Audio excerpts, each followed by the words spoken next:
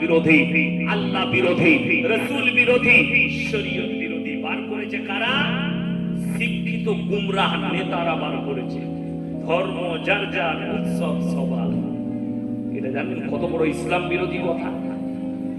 আমার একটা ভিডিওকে কাটিং করে কলকাতার একটা মেয়ে ছেলে ইউটিউবার নিজেকে চ্যানেল বলে দাবি করে, সে দেখলাম দিয়েছে এই মৌলবি সমাজে বিষ ছড়াচ্ছে, হিন্দু মুসলিমের মধ্যে ডিবেট করছে, আমার 1.5 লাখ থেকে 2 লাখ জলসা করছে।